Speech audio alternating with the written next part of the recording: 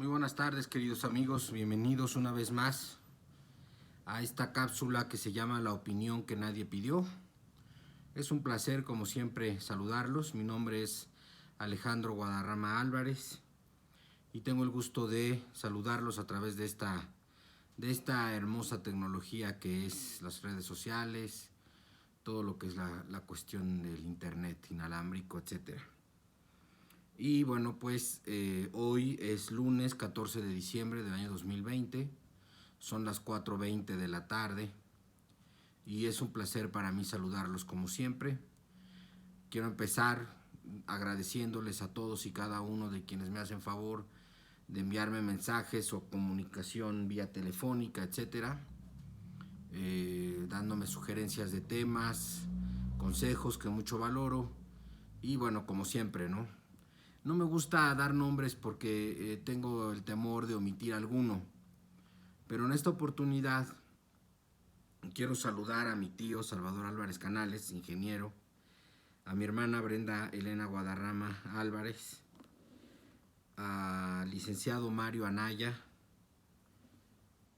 a Alain Morales López, a Francisco Canales, a Jorge Rodolfo Sorno, a José Luis Meneses y al licenciado Ramiro González. Todos ellos, personas que mucho agradezco que me vean, amigos, familiares, desde luego que estimo, que quiero y que han tenido a bien dedicarme un mensaje y una solicitud. Y por eso es que doy sus nombres, porque les agradezco desde luego la solicitud y quiero decirles que sí vamos a hablar en esta cápsula del Banco de México.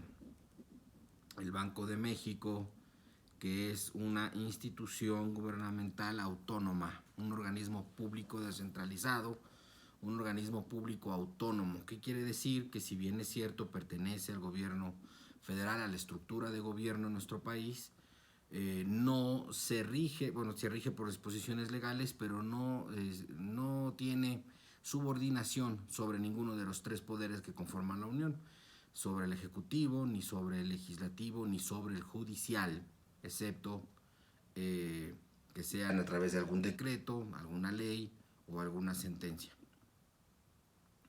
Bien, quiero contestar primero a la pregunta que me hizo Andy Ocampo, a quien también saludo. Me dice que me decida si soy chairo o si soy fifí. Y esto quiere decir que diga por qué a veces ataco al presidente Andrés Manuel López Obrador y por qué a veces lo defiendo, por qué a veces hablo bien de él y por qué a veces no hablo bien de él, hablo mal de él. Bueno, en primer lugar le quiero agradecer a Andy Ocampo su pregunta, me gusta mucho porque sí nos han llevado a eso y porque es cierto que hay mucha confusión en el tema. Primero que nada les quiero decir que darle seguimiento, conocimiento y estar enterado de las acciones que realizan cualquiera de los poderes públicos es una obligación de cualquier ciudadano. No lo veamos como un acto raro, al contrario, fomentémonos y fomentémosles a nuestros hijos el interés en la función pública aun cuando no tengamos nada que ver con la cuestión política. Es un deber de ciudadano, es un deber que nos permita analizar, que nos permita también diferenciar, que nos permita comprender y sobre todo decidir de mejor manera cuando nos toque elegir. Entonces considero que esta situación, este interés que tenemos en el poder público, que en lo personal, perdonen que hable de mí, pero lo heredo toda mi vida, prácticamente estuve rodeado de este tipo de conversaciones por mi abuelo en particular, mi abuelo paterno, Carlos Raúl Guadarrama Márquez, por mi abuelo materno, Salvador Álvarez Vargas, que mucho gustaba de la cuestión política y de las cuestiones noticiosas y enterarse y criticar y además debatir. Eh, Así que lo heredo, es genético, me gusta, pero además toda mi vida por mi entorno familiar, precisamente por mi abuelo, por mi padre, Carlos Guadarrama Mateos, de alguna manera o de otra, pues sí he tenido siempre la dicha de estar escuchando cuestiones legales, cuestiones de política, Entonces es algo con lo que no solo nací, sino que además he estado viviendo a mi alrededor toda mi vida. Lo intenté dedicarme a la política, sí, hace 20 años que renuncié a la idea, eh, porque no es lo mío, porque los tiempos no eran los míos. Algún día, si a ustedes les interesa, platicamos del tema. Pero bueno, entendí que los tiempos que en la política se dan, pues no eran los míos. Les voy a sintetizar. Mi abuelo Carlos Guadarrama decía que las políticas y los políticos tienen un sello particular de acuerdo a su época que los marca, que los distingue. Y era muy gracioso para mí escuchar decir que de los 40 a los 50, perdón, de los 30 a los 40 era necesario haber sido un soldado o un general o haber participado en la Revolución Mexicana para estar en la política.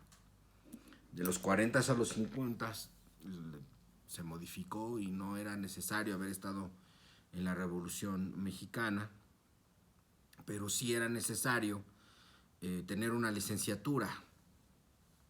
De los 50 a los 60, decía mi abuelo, necesitas, además de tener una buena licenciatura, tienes que ser orador, tienes que ser bueno para escribir, un buen análisis,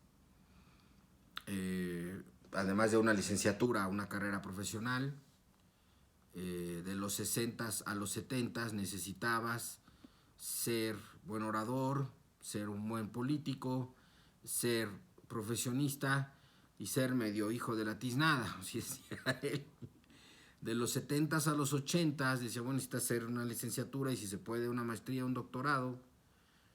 Si se puede, tienes que ser ya no tan buen orador, pero sí tienes que ser un analista financiero y tienes que ser un hijo de la tiznada. Y así iba cada década. Ya no quiero seguir porque la de los 90 al 2000 y de 2000 al 2010 estaba muy fuertecita y no quiero agraviar con eso su memoria o el recuerdo que algunos de ustedes, perdón, tal vez tengan de él. Ya mi abuelo falleció en el 2011, falleció de 98 años y medio, pero nunca he podido confirmar este dato. Yo creo que no hay muchas personas que como él se hayan dedicado tanto tiempo al servicio público en tantas funciones. Él trabajó en el Poder Judicial, en el Legislativo, en el Ejecutivo, y del Ejecutivo en el Municipal, en el Estatal y en el Federal. Fue maestro, dio clases en la Escuela de Derecho de la Universidad del Estado de Hidalgo, fue su abogado general, fue presidente del patronato. Hoy tan lastimosamente dañada su imagen.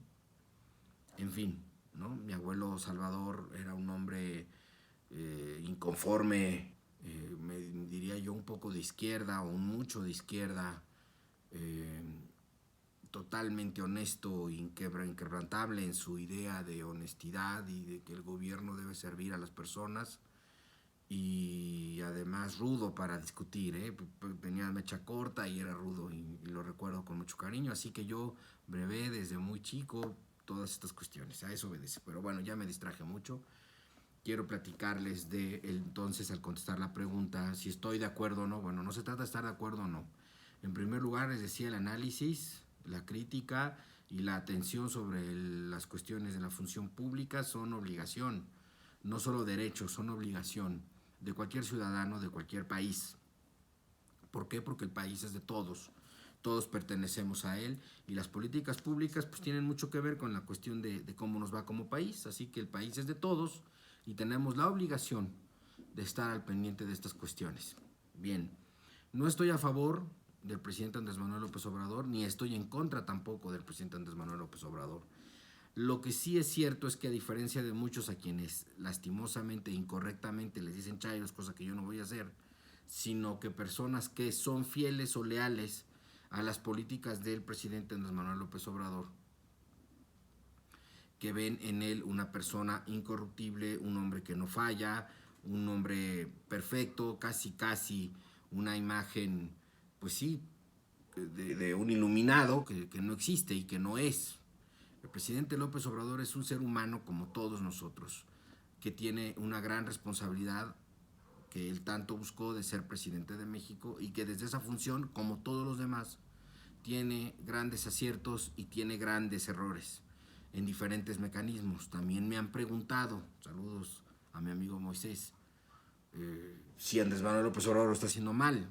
Dije, bueno, depende de qué quieras analizar, porque no puedes ver a un presidente en un todo.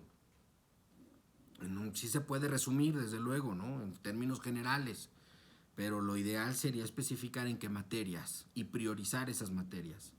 En materias de economía, en materias de salud pública, en materia de seguridad pública, en materia de economía, en materia de respeto a la legalidad, en materia de derechos humanos, en materia, en fin, en tantas diversas materias de medio ambiente, de fomento a la economía, ya lo había dicho, a la energía, factor importante de la economía.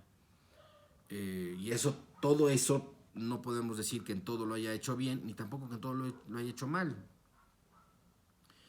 Y hay quienes también valoran más el dicho que el hecho.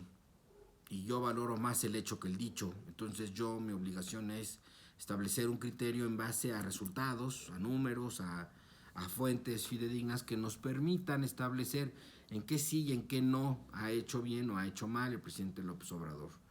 Ahora, hay veces que haciendo bien se hace mal. Por ejemplo, los programas sociales del presidente. Yo aplaudo, sinceramente sí aplaudo las pensiones a adultos mayores, las pensiones Benito Juárez, las pensiones a jóvenes construyendo el futuro.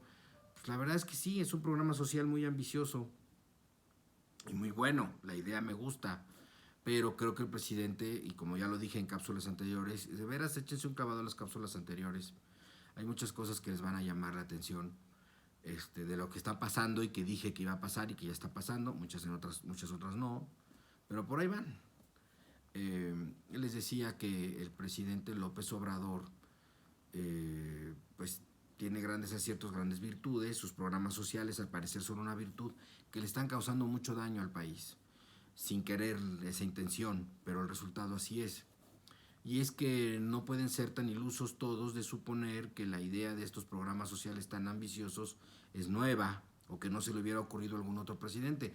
Yo estoy seguro, sin poder dar fe de ello, que muchos presidentes lo habrán pensado y habrá pasado por su cabeza la idea de dar estos tipos de apoyos y otros más. Pero la realidad económica del país se los impedía.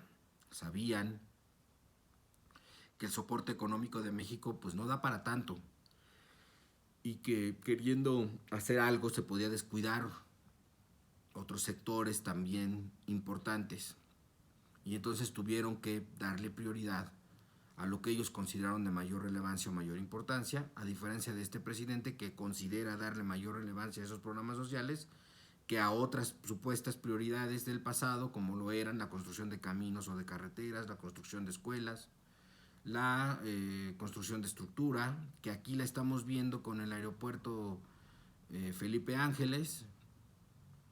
Al final de cuentas es estructura, infraestructura que se requiere, sí, la verdad es que sí. Ya quiero hacer a un lado el otro aeropuerto, al final de cuentas pues ya está tirado a la basura, él y toda la inversión que hubo que hacer, lo cual sí me parece un gasto exorbitante, una mala aplicación de la política pública, pero bueno, es lo que les digo, ¿no? Si tú lo ves desde el punto de vista social, pues un programa ambicioso que se aplaude, pero si lo ves desde el punto de vista económico, y más en medio de una pandemia, pues habrá muchos que digamos que esto no está bien.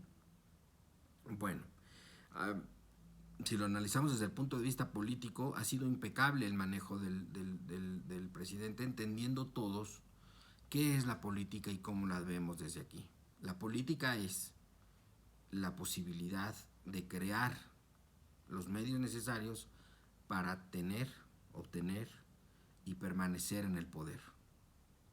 Eso, a final de cuentas, es una breve síntesis de la política práctica. La política en materia de ideología, en materia de ciencia, tal vez tenga otros conceptos, pero al final del día hablamos de poder, de cómo obtenerlo y cómo permanecer con él. Y en ese sentido, el presidente López Obrador hasta ahora ha sido impecable.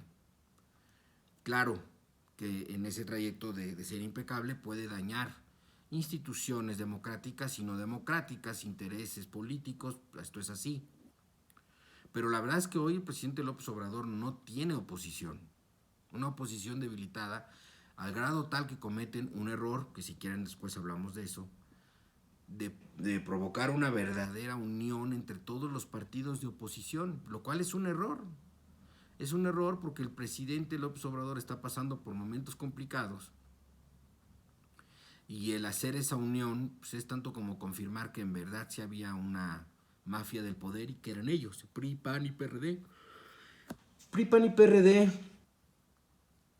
que han cometido ese error desde mi punto de vista, pero también una apuesta valiente en el futuro de la elección del 2021 porque le apuestan a todo. Imagínense ustedes que ganara otra vez Morena, que fuera esa aplastante máquina de votos. Estarían prácticamente acabados porque ni juntos pudieron. Es muy peligrosa, es muy aventurada, a mí me parece errónea de muchas líneas el haber hecho esa unión de PRI, PAN y PRD. El PRD que es un logo, el PAN que tiene más fuerza que el PRI, y el PRI que al aliarse con el PAN, y el PAN y PRD pierden su identidad, su historia, la traicionan. Los tres la traicionan, los tres. Y eso me parece a mí un error, una bandera que le dan desde el punto de vista político a Andrés Manuel y una oportunidad de oro.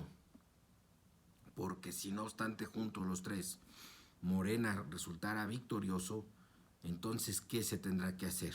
Ya no habrá mucho que hacer.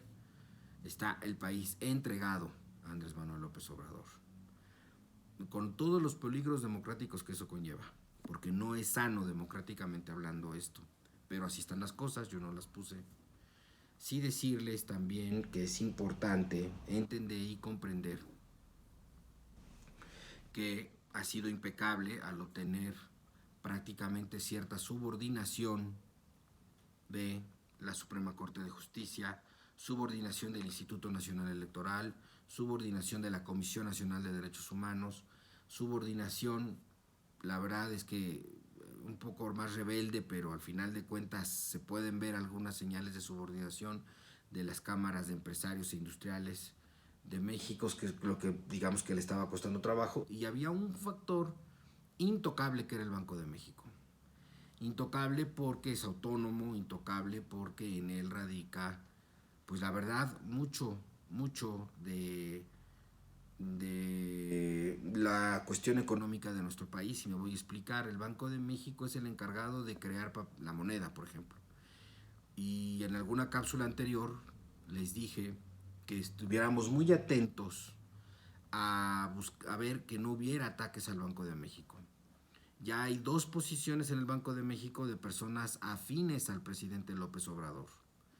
Y también ya hay hoy un decreto de reforma a los estatutos, a la reglamentación, a la ley orgánica del Banco de México, que violenta sin dudas su autonomía. ¿Por qué? Porque busca poder disponer de las reservas internacionales que el Banco de México ha creado. Les voy a explicar más o menos que el Banco de México es una institución prestigiadísima que tiene como facultad o facultades, entre sus muchas facultades, es la fábrica de dinero. Y les dije, mucho cuidado si empiezan a ver dinero nuevo. Si empiezan a ver dinero nuevo, es un síntoma de preocupación. ¿Por qué? Porque el expedir dinero nuevo normalmente viene acompañado de una formulita que no vamos a hablar aquí, que es larga, tediosa, aburrida y muy difícil, en la cual el Banco de México determina la cantidad de dinero circulante en el país. Y esa cantidad de dinero circulante tiene un soporte financiero o económico en el Producto Interno Bruto, en el crecimiento del Producto Interno Bruto anual, y desde luego también eso se refleja en la inflación, en el Índice Nacional de Precios. El Banco de México tiene que controlar y equilibrar que la cantidad de dinero circulante no sea ni mayor ni menor a la que se pueda soportar financieramente. Es decir, es como si usted en su familia hiciera vales.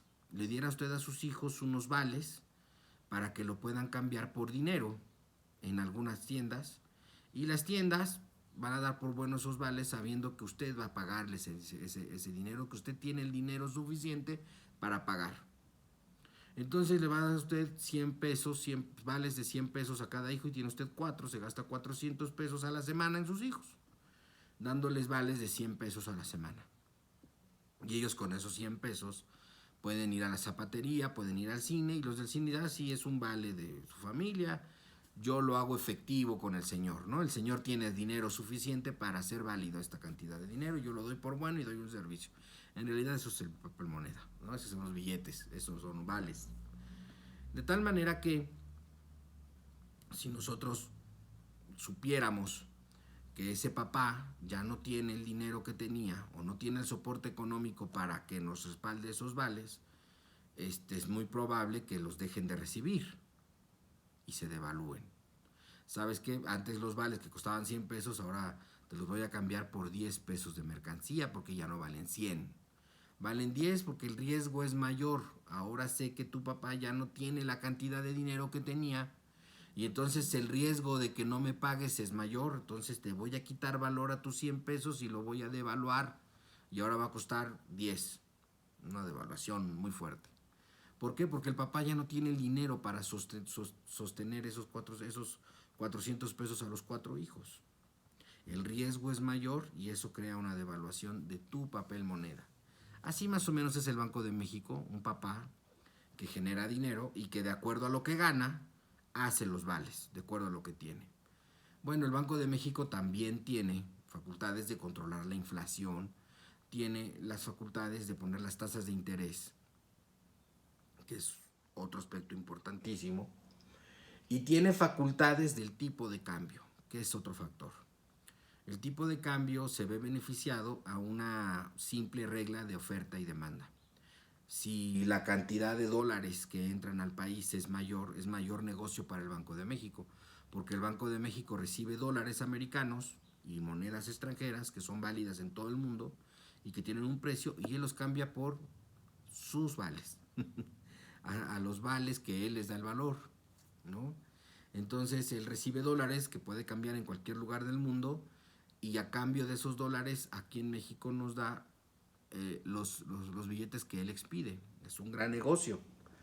De tal manera que tenemos la seguridad de que recibe una gran cantidad de dólares. A mayor cantidad de dólares, bueno, pues el precio de tus vales, de tus billetes, pues es mejor porque la gente dice, no, yo sí hago buenos esos vales que expide el señor, porque fíjate que tiene una gran fortuna en pesos y tiene una gran fortuna en dólares que recibe de un hermano de Estados Unidos que le manda dólares y entonces él recibe dólares y el hermano le dice, oye, ese repártaselo a mi familia y él se lo reparte en sus vales a sus sobrinos. Entonces los vales del señor valen buen dinero. Están sustentados en dólares también. Bueno, así más o menos funciona, en términos burdos, la labor del Banco de México. Él finca también o fija también las tasas de interés, ¿no?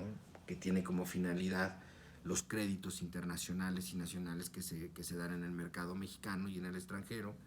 También los rendimientos que esos intereses generan. Si una persona que tiene 1,000 millones de dólares o 10,000 millones de dólares, que los hay, quieren invertir su dinero sin poner ninguna empresa, ni mucho menos, compran certificados de los países y van midiendo y conocen y saben qué país paga más. El Banco de México fija una tasa atractiva para que esos capitales vengan a México. Esos dólares vienen y él los cambia por pesitos. Y entonces pues está todo dar, porque el negocio es mayor y su fortuna es mayor. Lógicamente, a ese señor, padre de familia, que saben que recibe dinero en dólares y que saben que tiene un buen ahorro, pues todos le quieren dar crédito, ¿no? Todos le aceptan sus vales y si quiere usted le doy crédito, le cobro interés, yo gano un poquito más y estoy despreocupado porque sé que tiene el soporte económico y financiero para pagar la deuda que usted tiene conmigo, sé que en el banco tiene usted un dineral. Bueno, el Banco de México a ese ahorro se le llama reservas internacionales, que son la cantidad de ahorro y de créditos disponibles que tiene en su haber, para que en un supuesto caso de que el peso por alguna razón pierda valor, él pueda vender dólares de su fondo, de su reserva, para tratar de que al haber más dólares en el mercado, esa moneda se devalúe y el peso no siga cayendo. Es una ley de oferta y demanda. Si hay una gran cantidad de dólares en el mercado, el peso tiende a sobrevalorarse o cotizarse, lo cual tampoco siempre es bueno, porque les recuerdo que muchos productos mexicanos se cobran en dólares. Entonces, si el dólar está más fuerte, pues hay empresas que ganan más cantidad de pesos. Y ahí está el negocio del Banco de México. El Banco de México es un factor importantísimo en la economía de cualquier país. Es el gran factor. ¿Por qué? Porque es el papá. Si el papá tiene ahorros, si el papá recibe dólares, si el papá está adinerado, pues hay créditos, y hay créditos de sobra para que los clientes se peleen para darle un crédito al señor Banco de México, y le puedan dar una tasa de interés cada vez más atractiva. También para que le hagan válidos sus vales, llamados billetes o monedas. Y así más o menos funciona. Entonces, ¿qué pasa? ¿Qué va a pasar con esos acreedores, con esas personas que saben que el señor Banco de México tiene soporte económico, si se enteran que de repente la esposa del señor Banco de México, que va a ser su esposa únicamente por 6 años, puede ocupar la fortuna del señor Banco de México sin que el Banco de México lo pueda impedir, y mucho menos pueda decir si lo puede ocupar en eso o no? Yo creo que ya la credibilidad, el crédito, los vales y los techos financieros ya no serán los mismos. Habrá cierta preocupación y al principio se quedarán observando. Vamos a ver para qué lo ocupa la esposa del Banco de México. Si lo ocupa para hacer otros negocios y que el Banco de México capte mayor recurso económico, pues yo voy a seguir trabajando con el señor Banco de México, porque el señor Banco de México sigue teniendo un soporte económico importante. Pero resulta que la esposa lo ocupa para ya no darles 100 pesos a los hijos, sino darles 1000. ¿Para qué? Pues para que no les falte nada, para que estén contentos, para que voten por la mamá, no tenemos problema. Y entonces la señora Banco de México va a optar por darles ese dinero. Entonces ya no todos van a confiar tanto en el señor Banco de México, porque van a decir, híjole, a ese paso va a ir perdiendo ahorros, va a ir perdiendo reservas, va a ir ocupando una cantidad de dinero en conceptos que no siempre se le van a producir en mayor utilidad. No deja de ser un negocio, y entonces yo ya veo riesgoso trabajar con el señor Banco de México, y mejor me voy con su vecino, el señor del Banco de Estados Unidos, que está más fortachón y menos riesgoso. Puede suceder. Ha sucedido y va a suceder. El señor Banco de México hoy está siendo alterado en su autonomía para darle prioridad a la necesidad que tiene el gobierno federal de obtener recursos económicos mayores. Como les he dicho en cápsulas anteriores, se lo repito ahora, este gobierno ha sido voraz en la utilización de dinero. Voraz. Porque la prioridad son sus programas sociales. La buena noticia, entrecomillada, es que a 2 años de su gobierno las reglas ya están muy claras. Tiene un gran poder político. Hace uso discrecional de la frase antigua de política mexicana, que no importa lo que pase, sino lo que se sepa. Y en base a eso trata de manipular las noticias de tal manera que pueda continuar con sus planes sin que los demás se enteren de lo mal que lo está haciendo en algunos sectores, como es muy claro el de salud, como es muy claro el económico. ¿Qué pasa si el Banco de México pierde su autonomía y pueden echar mano de las reservas? Las inversiones de extranjeros en México se van a caer. Hay otra amenaza al sistema de outsourcing, que es un sistema de contratación que se ocupa en todo el mundo.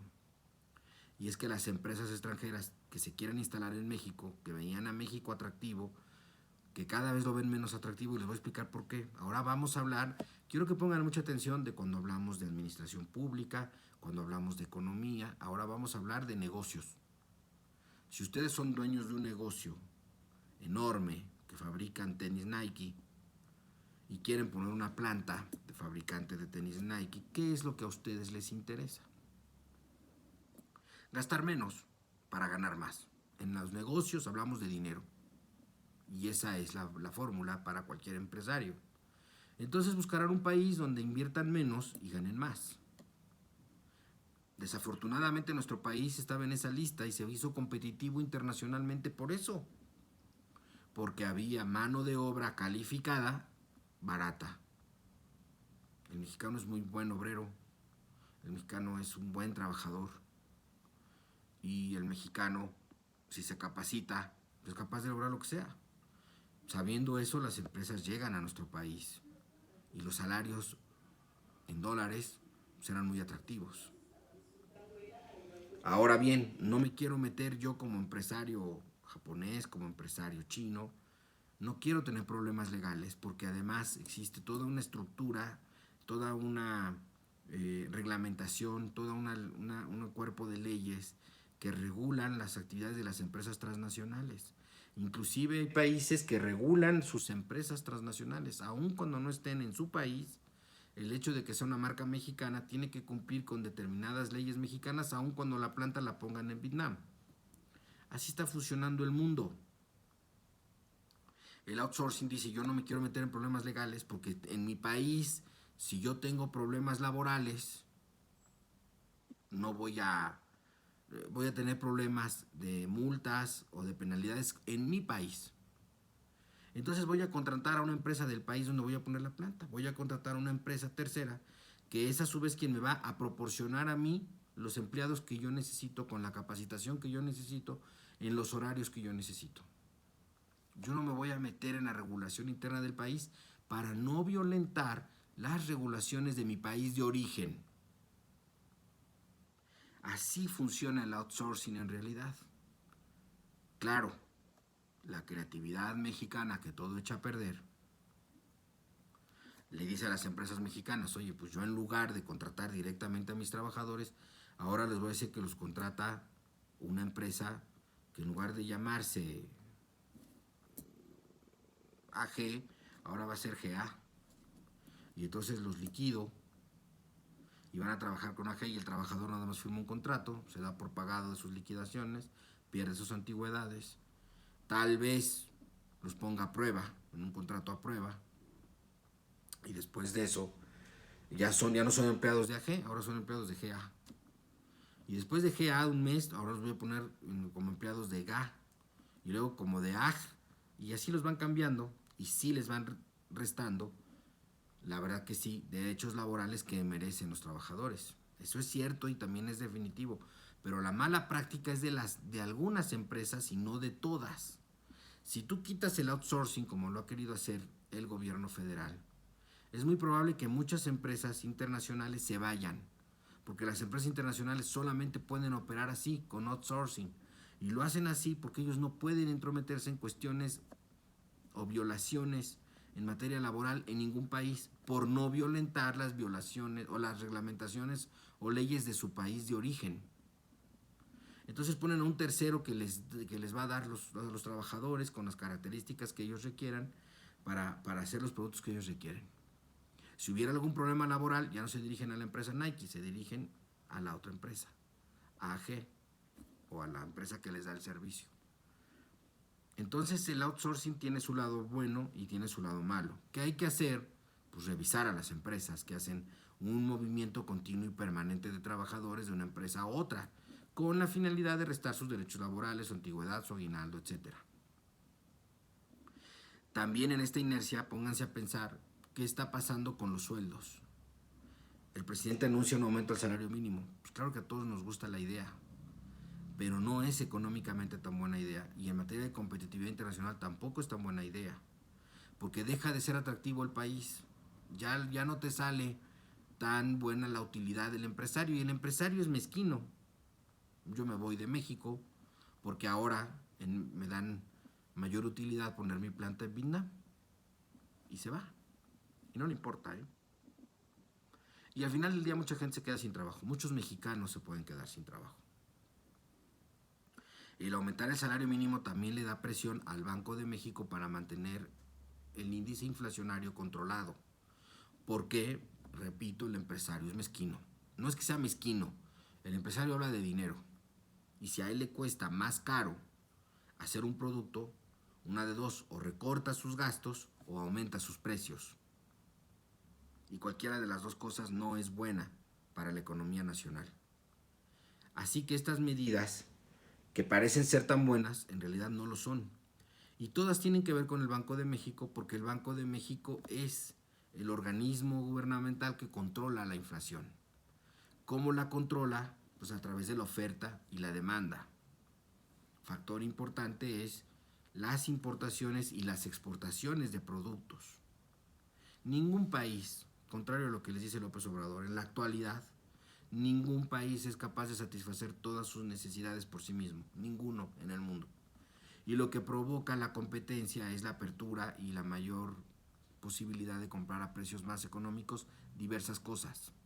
La competitividad, la competencia es buena, provoca que bajen algunos precios o se controlen por lo menos. En fin, todo esto tiene mucho que ver con el Banco de México. El presidente López Obrador me parece que ya tiene presión muy fuerte sobre el Banco de México, al grado tal de que ya también lo ha subordinado a su poder, y eso es muy peligroso. Esa película ya la vimos todos y fue de terror. Revisen lo que pasó con el Banco de México, que recobró su autonomía en los años 90. Revisen lo que hizo José López Portillo. Revisen lo que pasó con Luis Echeverría. El control sobre el tipo de cambio es algo que ya vimos y que no funciona. Hoy México tiene un salvavidas que son la cantidad de mexicanos en el extranjero. Una enorme cantidad de mexicanos que mandan una gran cantidad de dólares. La mayor cantidad de captación de dólares que existe en el país ahora es por las remesas que mandan los connacionales en Estados Unidos. Sorpresivamente para mí como para muchos ha aumentado ese número de dinero. Nosotros pensaríamos que al estar Estados Unidos en una crisis económica provocada por el COVID, pues tendríamos la posibilidad de revisar que los mexicanos iban a tener menos trabajo, y no. Creo que en Estados Unidos se está dando un fenómeno en el cual contratan a los ilegales, porque los ilegales cobran menos del salario mínimo que regulan los sindicatos en Estados Unidos. Y entonces sí contratan 4 o 5 empleados, por decir algo, 4 o 5 empleados del sindicato, y contratan 6 ilegales que cobran la mitad o menos. Y son ellos quienes están mandando dinero a base de trabajo y de pulmones, de mucho hígado y de muchos pantalones. Mi reconocimiento para ellos. Gracias por ello. Están sosteniendo la economía de un país que, si no fuera por eso, ya estuviéramos en una crisis todavía más profunda. Porque los recursos petroleros se cayeron, porque los ingresos por cuestión de turismo se cayeron, y porque la administración, la mala administración del dinero público continúa con gasto. Y en teoría pues va a ser más con la vacuna, que no es un gasto mayor, comparado con la inversión que se está haciendo a Pemex, comparado con la inversión que se hace a CFE, que son pérdidas sobre pérdidas, comparado con la inversión que se está haciendo a Dos Bocas, al aeropuerto. Bueno, son proyectos de estructura que son buenos, El aeropuerto yo sí lo continuaría, lo de Dos Bocas no le veo sentido, pero no soy experto. Lo del Tren Maya me parece una idea maravillosa que se debería de suspender, porque se necesita el dinero para atención médica. Como se los dije en cápsulas anteriores, véanlo, el COVID es un factor. El COVID está matándonos y los mexicanos somos indolentes. Y la respuesta de este gobierno sigue siendo la misma, y la voy a decir por primera vez: es la falta de responsabilidad. Cuando una persona se convierte en autoridad, tiene que tomar decisiones de autoridad y responsabilizarse de ellas. Tenemos un presidente que no se hace responsable de nada. Los problemas económicos se los traslada al pasado, a los neoliberales. los problemas de seguridad se los traslada al método neoliberal, al sistema neoliberal, que no le encuentro la hilatura, no tiene nada que ver, pero él lo afirma. Y así, en cada cosa, va distribuyendo y bateando, al fin buen beisbolista, la responsabilidad, y no se hace responsable de nada. Tiene 2 años en el gobierno. Su gobierno ya está echado, ya está la suerte echada. Hoy todos los inversionistas y todas las personas en México debemos de tener claro que el presidente no va a cesar en su empeño de terminar el tren Maya, de terminar el aeropuerto, de terminar la refinería, de seguir con los programas sociales y de pagar el servicio de la deuda. 5 conceptos que se van a llevar el 90 y tantos % del Producto Interno Bruto. No va a haber dinero para más. Esas son sus prioridades y de ahí no se va a mover. Hoy añadiría una, que es la vacuna, porque lógicamente y de acuerdo a esa retórica, él nos va a vender la idea de que la solución a la pandemia fue la vacuna y que esa solución la dio su gobierno. Falso. La verdad es que hacerse responsable de tus decisiones también tendría que ver con hacerte responsable de restringir las libertades. Como dije en cápsulas astoriales, este gobierno le está apostando al autocuidado. ¿Qué necesita este gobierno para darse cuenta que la gente no se está autocuidando? Y que van más de 100,000 muertos y que se pudieron haber evitado si sacrificas la libertad de las personas y sacrificas un poco la economía o un mucho la economía de las personas a cambio de salvarle la vida a 100,000 mexicanos. 100,000 mexicanos, no es poca cosa, En cualquier otro país sería un escándalo. Estamos hablando prácticamente del 8 al 10% de la población de nuestro país. Somos 130. Cuando lleguemos a 13,000, ahorita hoy andamos por ahí cuando lleguemos a 130,000, que hoy andamos por ahí de los 111,000, vamos a hablar del 10% de nuestra población. Es muchísimo. Si ustedes lo comparan con la India, con Brasil y con Estados Unidos, que ya lo había dicho en una cápsula anterior, estamos hablando del 2.5, del 2.6 de su población total, la que ha fallecido. Aquí estamos alrededor del 8%. Pero nuestro país es indolente, los ciudadanos somos indolentes ante la muerte de otro ciudadano. ¿Por qué si tiene la obligación el gobierno? También esa pregunta me la hicieron, no recuerdo quién, ofrezco una disculpa, lo diré en la próxima cápsula. ¿Por qué está obligado el gobierno? ¿A qué está obligado el gobierno?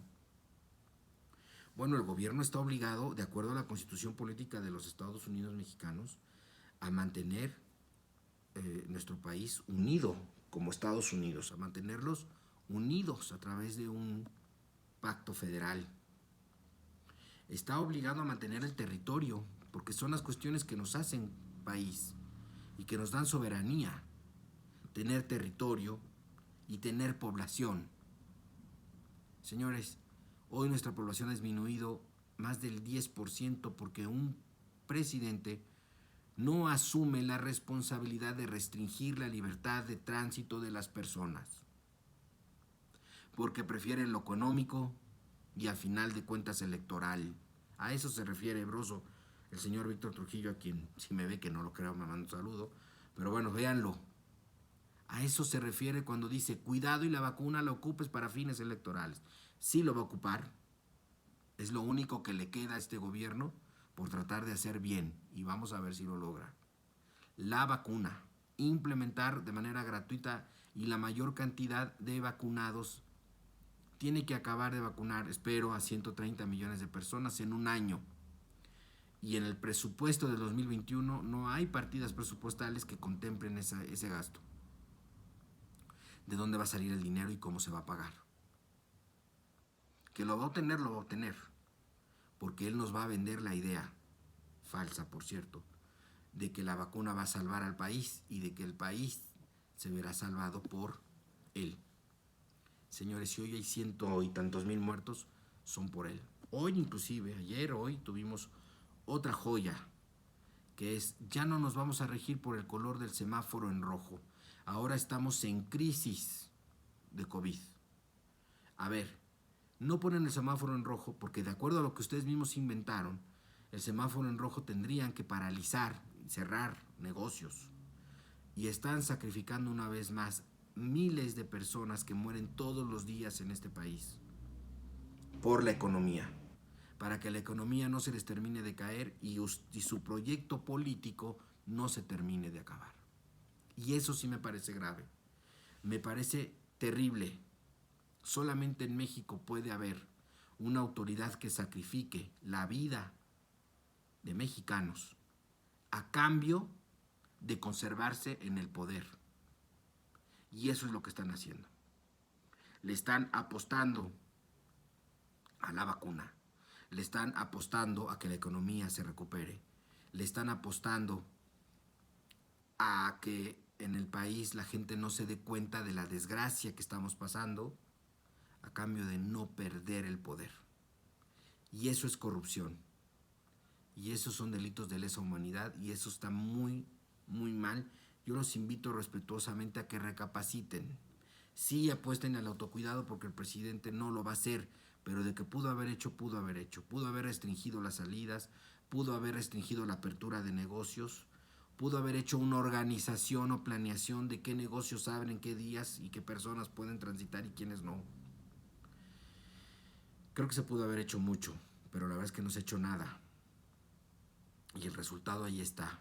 Hoy no reconocen expresamente, pero tácitamente sí reconocen que la estrategia del COVID fue un fracaso. Fue un fracaso porque hoy no tienen el valor de reconocer que se equivocaron, que el semáforo no funcionó, que su estrategia no funcionó y hoy le llaman estamos en crisis de COVID.